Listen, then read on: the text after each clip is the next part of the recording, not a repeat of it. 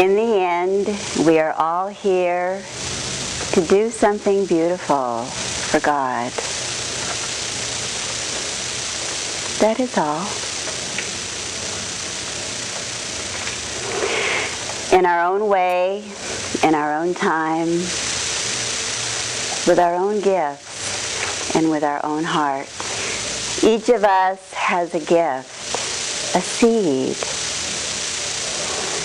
It's that deep, deep yearning.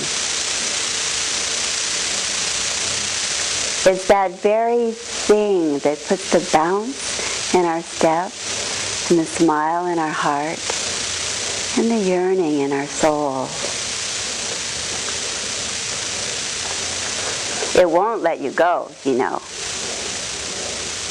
It will call you, and it will call you, and it will call you until you say yes. And a funny thing happens when you say yes. Then you say, it's not about me at all. And in an instant, you are free. This morning we're going to be talking about seed planting, about how each of us shows up and says, here I am, exactly as I am. Take me, use me, hone me, speak through me.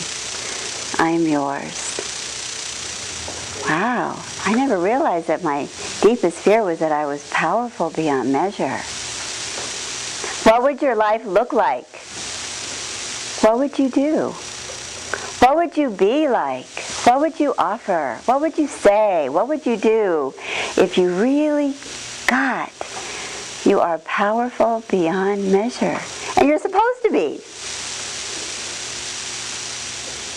You're supposed to walk in your power because it serves everyone. I mean, is that cool or what? I mean, in the end, it's not about us at all. It's about us showing up, and then it's not about us at all. It's like, mwah, woo, there it goes. Yes? And something about that brings the quality of joy. There's a joy. Even in the middle of sorrow, there's a joy. Like Mother Teresa could walk amongst all of this pain and suffering and be joyful.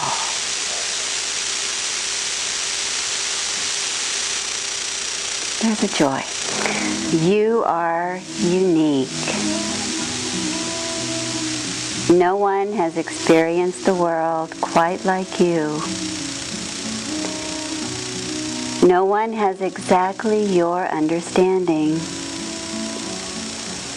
No one can speak your words, offer your perspective. You have a gift only you can bring. It is called your life.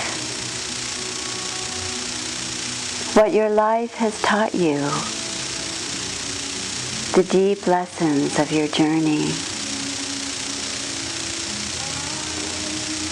You have a purpose. It is that very thing that brings you the deepest joy, that can cause you to lose track of time, that brings a smile to your face in unexpected moments, that puts a bounce in your step and courage in your heart. There are 3 qualifications for the job of seed planter: desire, courage, and detachment. Let's look at the first one, desire. Now, I think desire has gotten a bad rap, right? Most traditions say, get rid of your desire. Desire is not healthy, right? We hear that a lot, you know. Let it all go. But this kind of desire is a very special kind of desire. It's the desire to do the work of your nature. To listen to that deepest impulse that calls your heart. For example, it's not likely that I'm going to be an electrician. I mean, I could go to school and read the books and do, I mean, you know, I could really try to do that. I was once a manager at Raytheon Service Company. I mean, I sort of could do that, and I was sort of good at it. But I always knew that there was just something else. It just wasn't quite right. Sometimes we know what doesn't fit long before we know what does fit. And so we're asked to follow the work of our nature and the will of our heart. This has been called many different things by many different traditions. In the Bhagavad Gita, Krishna tells Arjuna, who's a warrior, and he's on the battlefield and he's crumbled. He cannot get up and do his duty. And Krishna says, get up and get over it. He doesn't coddle him. He says, get up and get over it. There is a job to do. You have been trained. This serves the greater good. Show up and do your duty.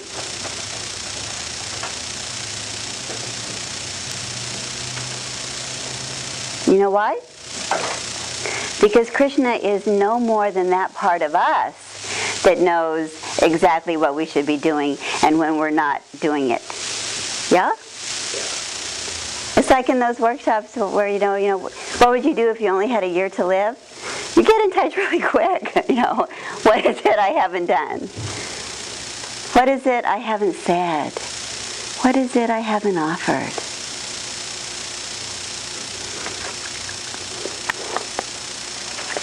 The alchemist calls it your personal legend. The legend of Bagger Vance calls it your authentic swing. And Carolyn Mace calls it your sacred contract. It's everywhere in the collective unconscious. Everywhere, everywhere, everywhere. Calling you, calling you, calling you. Will not let you go. So the next question is, well, how do we find it? Joseph Campbell, in the well-known series The Power of Myth, said, follow your bliss. And there's a beautiful Native American grandmother story that says, ask your heart what to do, and then your mind how to get there. And you're only in trouble if you get those two confused. The whole notion of following our heart, getting the what, can be a tricky thing. We have to keep coming back. No matter what things look like on the outside, we have to keep coming back to what's true for me. And then let the mind use discernment. Let the mind be the critical advocate. Let the mind ask the difficult questions. But come back to what your heart is saying. So what happens is, no matter how things are, no matter how things look, if we can stay connected to the impulse of our heart, things make sense. Things make sense. Second qualification, courage. Now, I have to tell you, the thing about courage is not at all about showing up and offering our gifts. That's the easy part. It really isn't. Oh, I can't do this. It's not about, courage is not about showing up and offering our gift. Courage is about slaying our fear dragons. Yes? All of the fears that come up and say, you don't know enough, You're not going to be enough. You don't have enough money. You don't have enough time. What do people think? Yeah. Which is different from discernment that keeps you grounded in your heart. Yeah?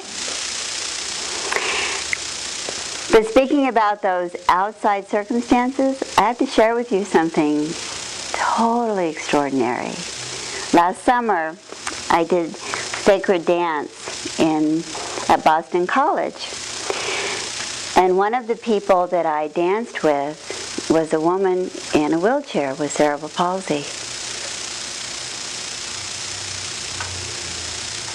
Now, if anyone could say, I can't dance, I'm in a wheelchair.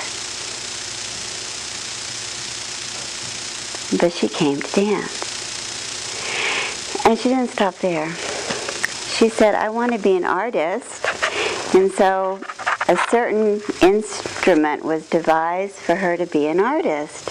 And this is part of her work, for which now she has presented in galleries in Canada,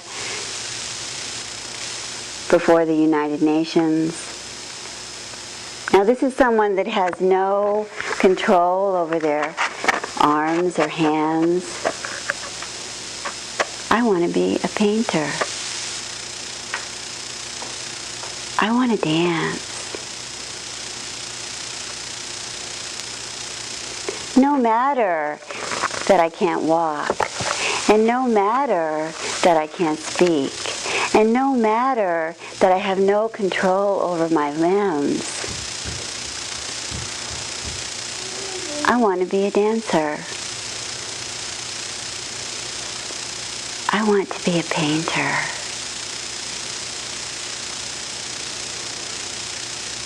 So I sort of left there going, well, what's my excuse?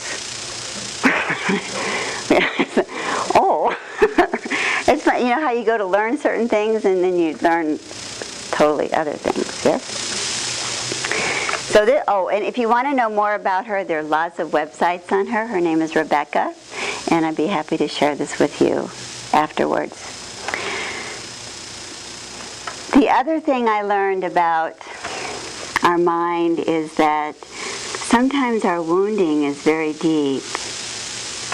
And sometimes those early conditioning experiences are really difficult to overcome. And we just can't sort of brush them away with platitudes. And I learned that from a little boy who was 3 years old, many years ago working as a counselor, who had been abandoned and abused, and who would often look at me and say, am I bad? Am I bad? I'd say, well, I don't think you're bad. But why don't we draw bad? Because he would like to draw. And what I noticed is that as he could draw what he was feeling, things moved through. And all those beliefs of his mind, as early as 3, would dissipate. Now fast forward 20 years. Much more difficult to go back and remember that early seed. But the process is the same. When we have the courage to sit with all those false beliefs and illusions, they dissipate, they move through, and they dissipate. And what is left is the joy of wholeness. So courage really isn't about doing our joy. That's the cool part. The courage is getting over all of our fear dragons. And to realize that the dragon really isn't out there. The dragon is in here. The last qualification of a seed planter is Detachment. And this is not about not caring. In fact, this is about caring enough to let it go. Caring enough to show up and say, hey, if there are 2 people, 2,000 people, 500 people, if I am called on unexpectedly, if I'm totally prepared, if I don't know what to do, if I do know what to do, I surrender it. I am willing to be used for the greater good.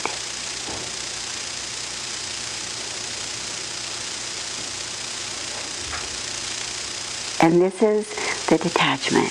This is what I call dancing with God. Here are my gifts. I'm showing up.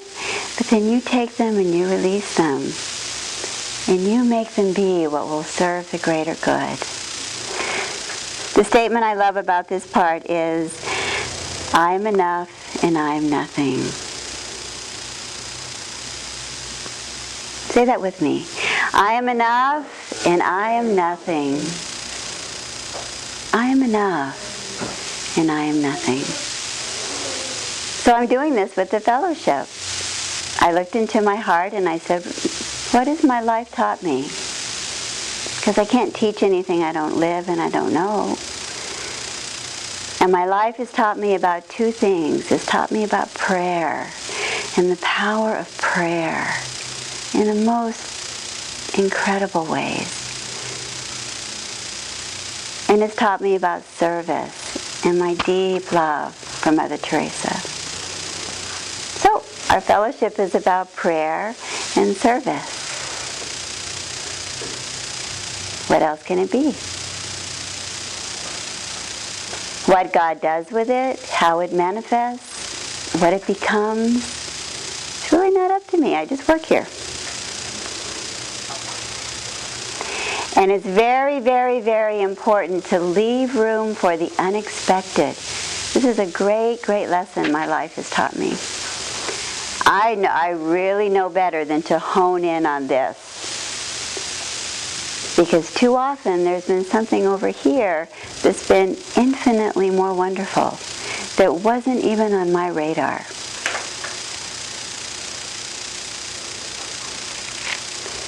So there's a difference between following the impulse and deciding what the outcome is going to be. It's our job to follow the impulse and release the outcome to the divine.